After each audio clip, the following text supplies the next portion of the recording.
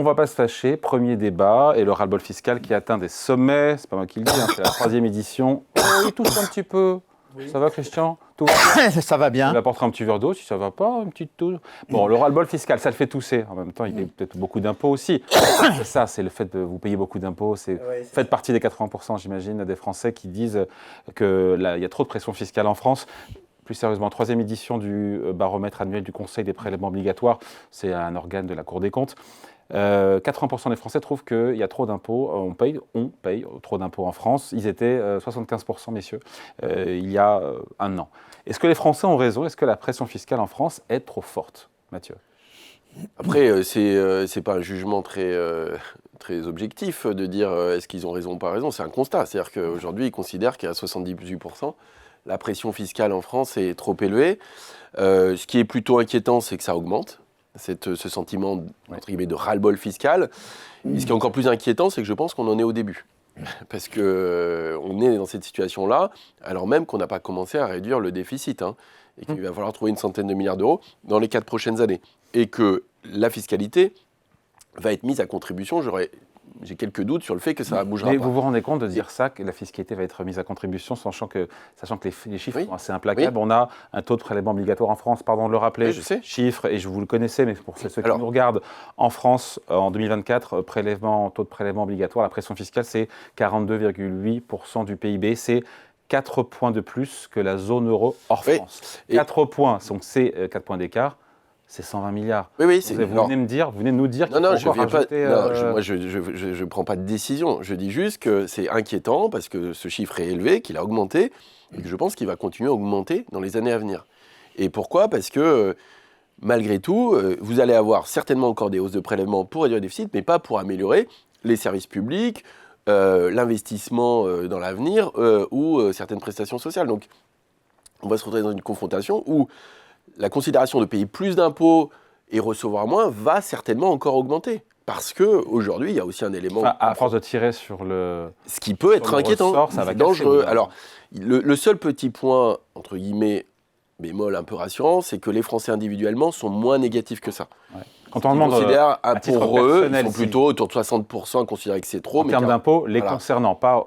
Exactement. Ce qui est souvent vrai, pour le cas de la France d'ailleurs, c'est que quand vous regardez les enquêtes, ils sont plutôt plus pessimistes pour l'ensemble de la France que pour eux-mêmes. Dans tous les domaines, pas tous les domaines. Pas tous les domaines, exactement, sur leur niveau de vie, etc., sur les perspectives à venir, ce qui est un sentiment assez vrai. Par contre, l'autre point qui est inquiétant, mais peut-être qu'on va le soulever, c'est l'utilisation de l'argent public. C'est-à-dire que les Français considèrent qu'ils payent trop d'impôts, mais que cet argent, en plus, est mal géré. C'est-à-dire que je crois qu'il y a que 22% des Français qui considèrent que l'État gère bien la dépense publique. Donc, soit il y a les Français, voilà, et donc il y a un problème d'évaluation, de transparence assez clair, ou alors on comprend mal l'utilisation de cette prélèvement pour les dépenses publiques. Parce que quand vous dites, et c'est vrai qu'on a 4 points de prélèvement supérieurs à la moyenne de la zone euro, 120 milliards, mais on a aussi... Zone euro hors France. Zone euro hors France. Après, on a aussi des services publics plus larges, on a une dépense de protection sociale liée notamment aux retraites santé plus large, on a un budget de la défense plus large. Mais les pays nordiques, ils ont le même niveau de protection sociale que nous. Alors, on peut regarder... Alors, sur la protection sociale, c'est vrai, mais ils ont un niveau de prélèvement élevé aussi, les pays nordiques, pour le coup. Mais...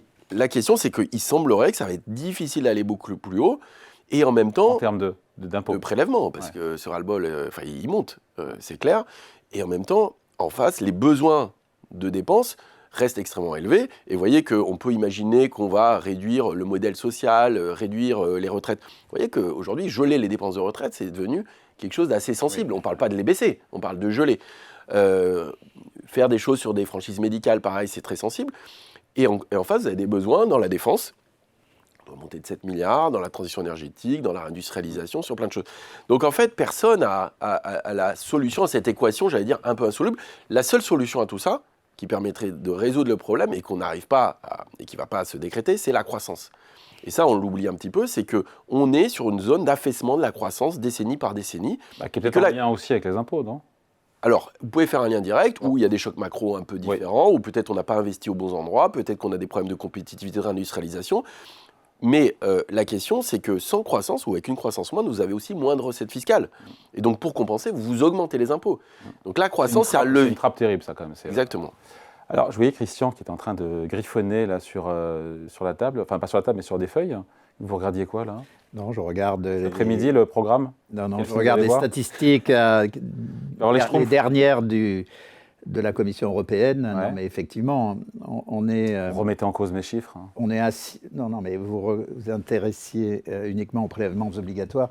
Si on regarde ce qu'on appelle les revenus, qui incluent aussi les recettes propres des administrations publiques, la France est 6 points au-dessus de la moyenne de la zone euro. Donc c'est encore plus important. En termes de revenus, c'est-à-dire? C'est-à-dire que quand vous avez... Enfin, il y a 3 chiffres pour comprendre. 57 points de dépenses publiques, on est un peu au-dessus, mais pour faire simple, 57 points de dépenses publiques. Un déficit de 5 points, ça veut dire qu'on a 52 de revenus. Dans les 52 de revenus, vous avez, pour faire simple, 44 de prélèvements obligatoires. Et donc, il y a 8 points qui ne sont pas des prélèvements obligatoires, qui sont ce que l'on appelle les recettes propres des administrations publiques, que ce soit, par exemple, vous allez à l'hôpital, si vous prenez une chambre individuelle, vous payez un surplus, ce n'est pas un prélèvement obligatoire, c'est une recette. Les dividendes reçus par l'État sur ses participations, les intérêts reçus sur ses prêts, tout ça, ce sont des recettes, et ça fait 8 points de PIB. Mais je reviens à la question que vous posiez initialement. Oui. Je pense que le problème central, vraiment crucial, dont on parle depuis 40 ans, mais qu'on n'arrive pas à faire progresser, c'est celui de l'efficacité de la dépense publique. Moi, je l'ai déjà dit, et je vais vous décevoir, David, puisque vous pensez que je suis plutôt cinéphile du côté de votre épaule droite, oui. Mais... c'est à gauche à l'écran. Mais en fait, je ne serais pas forcément opposé à une dépense publique de 57 points de PIB. Si elle était efficace. Si nous avions le niveau de formation des jeunes le plus élevé au monde, si nous avions la sécurité la plus forte au monde, si nous avions les meilleures infrastructures au monde, si nous avions la meilleure adaptation à la révolution numérique au monde. Le problème, c'est qu'on est nul partout. On a un effondrement de notre classification dans le classement PISA. L'insécurité sur le territoire est devenue, dans les classements internationaux, un élément de baisse de notre attractivité. Donc, on a une économie qui est stagnante. Donc, on a une action publique qui n'est pas efficace, même au-delà de la dépense publique. C'est-à-dire la politique publique n'est pas bonne depuis 25 ans. Et donc, dans ce contexte, si vous aviez... Impose-toi. Moi, je l'ai déjà dit. Si vous aviez 57 points de dépenses publiques, mais on était au top dans tous les domaines, ça serait un modèle. Le problème, c'est que la France, aujourd'hui, c'est un contre-modèle, c'est-à-dire un niveau élevé de dépenses avec des résultats minables. C'est ça que les Français rejettent. Donc c'est pour ça qu'ils disent pourquoi on paye. C'est comme si vous allez au restaurant, vous payez cher pour un repas nul. Donc à ce moment-là, vous dites le bénéfice est faible. Ben, c'est pareil pour les impôts. C'est vrai qu'il faut écouter ces sondages. Enfin, je veux dire, c'est important. On ne peut pas dire, en fait, les Français ne comprennent rien à l'utilisation de l'argent public. Donc il y a quand même une question qui est claire, c'est de savoir à quoi sert cet argent public et peut-être comment il est fléché. Est-ce qu'il est bien évalué? Est-ce que toute dépense publique est efficace? C'est vrai qu'il va falloir travailler clairement là-dessus. C'est pas ce qu'on entend aujourd'hui à l'Assemblée. L'Assemblée, on entend des milliards d'euros, des dizaines de milliards d'euros d'impôts en plus. Et donc moi, je me dis, ce rabot fiscal, il est voué à progresser. Je vais vous dire un truc. Moi, c'est que c'est simple. Quand vous regardez la structure de la dépense publique, vous avez quasiment la moitié, c'est des retraites et de la santé. Vous avez déjà la moitié, quasiment, c'est des retraites et de la santé.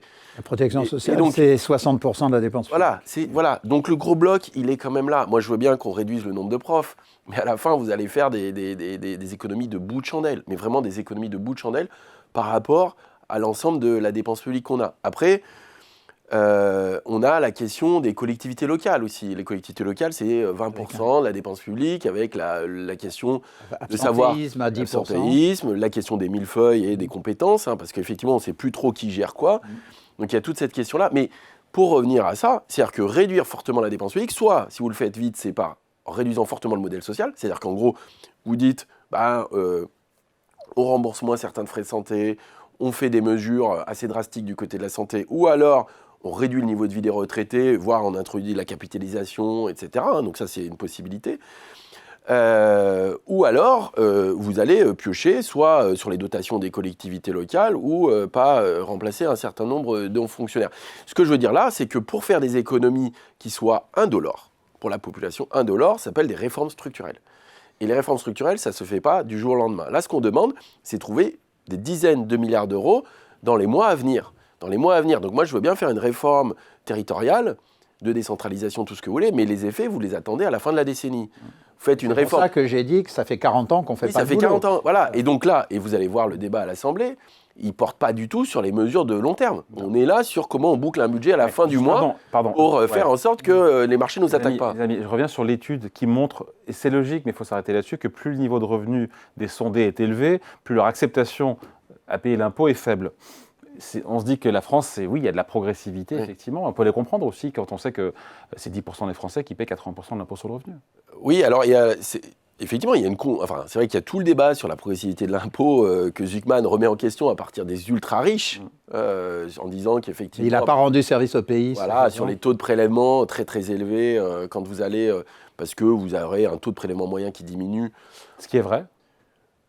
Ça dépend comment on calcule. C'est très compliqué. Je ne sais pas si on va être dans un autre débat parce que... Oui, mais là, je peux dire un point, parce que j'ai regardé ça. En fait, il reconstitue les revenus du top 1 pour 1000. Revenus économiques. Oui, puisqu'il attribue aux 1800 familles qui possèdent des entreprises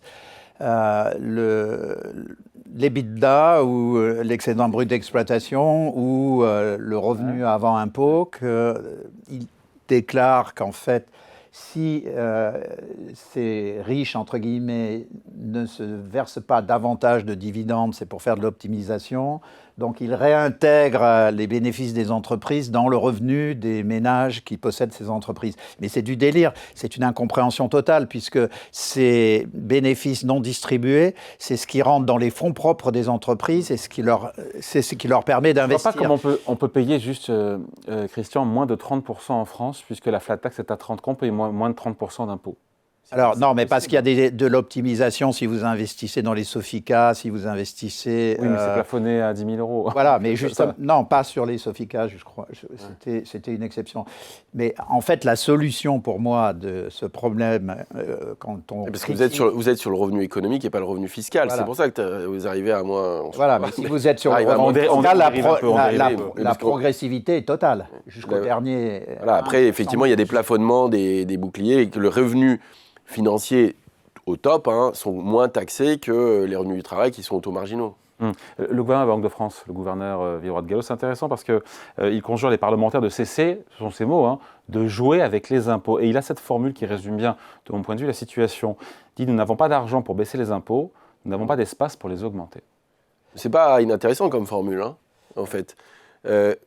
L'idée de dire il faudrait peut-être plus de stabilité fiscale, elle n'est pas nouvelle. La question, c'est qu'aujourd'hui, cette instabilité fiscale peut créer des dommages assez importants parce que vous avez du mal à vous projeter dans l'avenir quand vous êtes une entreprise, même un ménage, quand on le voit avec la surépargne qui se crée. Et donc, le fait d'avoir une stabilité fiscale dans la durée, c'est quelque chose d'important. Le problème qu'on a, c'est quand même, moi je ramène toujours ça à ce problème-là, mais c'est qu'on est face à une situation budgétaire qui est quand même compliquée. Et que, au fond... On peut encore augmenter les impôts en France avec ce taux de pression fiscale. Regardez le débat parlementaire. Non, mais il y a des niches fiscales, évidemment, les holdings patrimoniales avec les yachts et les chalets, évidemment. Oui, mais c'est des prélèvements, ça. Oui, mais on résout et la TVA, peut-être un jour, on va la monter. On ne résout pas l'équation avec certaines niches. D'accord, mais je ne crois pas que... Et j'aimerais bien vous dire oui, je ne crois pas qu'on va trouver 100 milliards dans les 4 prochaines années uniquement en réduisant la dépense publique sans toucher au niveau de vie de la classe moyenne. Voilà, c'est tout. Non, mais on parle des impôts, on parle pas des... Du coup, oui, mais la dépense publique ou les impôts, au fond, moi je veux bien qu'on fasse les trucs bons et les trucs mauvais, mais la réalité, c'est que la dépense publique, c'est aussi des transferts. Les impôts, c'est des prélèvements, et à la fin, il y a un ménage ou une entreprise qui paye. Donc gagner en efficacité, c'est bien, mais les ménages, ils ont bien compris, c'est... Quand vous allez dire la dépense publique, il faut réduire de 100 milliards, tout le monde est d'accord. Après, quand vous rentrez dans le détail, et quand ça va concerner une entreprise ou un ménage, ils ne sont pas forcément d'accord. Christian, le ras-le-bol fiscal, il n'est pas prêt de refluer en France. Alors, il faut distinguer la fiscalité du discours sur la fiscalité. Oui. Et on vient d'avoir 2 automnes de suite où non seulement on dit aux revenus les plus élevés, vous devez payer plus d'impôts, mais on leur dit également, vous êtes des sales riches. Et on va vous punir. Ce n'est pas des impôts pour réduire le déficit, c'est des impôts pour vous punir. Et ça, c'est très important. Ça a un impact colossal parce que si vous faites appel aux Français, récemment, Pouyanné était interviewé patron de sur Total LCI, Energy. et à un moment donné, on lui a posé la question de son imposition.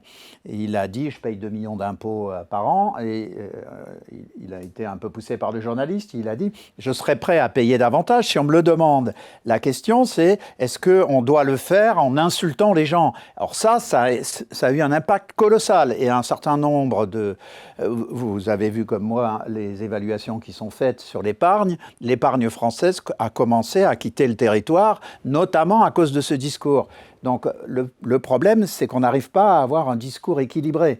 On a dit que sur la dépense publique, 60% c'est la protection sociale. Les retraites seules, c'est un quart de la dépense publique. Si on n'est pas capable d'avoir une réflexion... Oui, mais si on n'est pas capable d'avoir une réflexion avec les retraités, parce qu'il y a un point, Mathieu... Allez, et après on passe au deuxième sujet. Non, mais oui, mais il y a un point sur lequel on passe toujours, c'est que 60% de la dépense de santé est au bénéfice des retraités, ce qui n'est pas... Enfin, c'est normal, puisque logique, quand... voilà. Simplement, il faut peut-être l'intégrer. C'est-à-dire que non seulement les retraités reçoivent 15% du PIB en retraite, mais ils reçoivent 6 points de PIB en prestations de santé. Donc on pourrait avoir à un moment donné un discours cohérent avec les retraités en leur disant « on ne touche pas à la santé, on va continuer de s'assurer que vous avez un niveau de santé très élevé, mais on ne peut pas continuer avec 15 points de PIB de dépenses. » Il y a des arbitrages, et je termine par là, qui ont été rendus hier. La France s'est engagée à financer l'ESA, c'est-à-dire l'organisme d'action spatiale de l'Union européenne, et à hauteur de 3,6 milliards sur 3 ans, les 3 prochaines années, 1,2 milliard par an. L'Allemagne est passée devant nous. L'Allemagne veut prendre le leadership dans l'espace sur la France. Les Allemands ont mis 2 milliards par an. En fait, quand vous dépensez 1000 milliards de protection sociale, vous n'avez plus les moyens de dépenser sur le spatial, les biotech, l'éducation et la recherche. En 10 secondes, non mais ça c'est un point important parce qu'on a des transferts générationnels qui sont très forts aujourd'hui avec cet effet de vieillissement qu'on savait, qu'on attendait. D'ailleurs, on voit aussi une décrue de la natalité qui est assez inquiétante par ailleurs. Mais ça veut dire que aussi ce modèle social qui a certaines vertus mais coûte quand même très cher et en fait nous empêche d'investir aussi ailleurs. Exactement. Et donc le risque c'est ça, et pour des questions qui sont aussi assez politiques, c'est-à-dire que forcément vous avez une population vieillissante mais qui vote aussi et donc c'est vrai que c'est un sujet qui est compliqué mais qui risque de déboucher sur des compromis assez complexes entre générations, à mon avis, qui va se développer. Et aujourd'hui, qu'est-ce qu'on fait dans nos investissements d'avenir ou comment on arrive à trouver des marges de manœuvre pour construire le futur, quoi.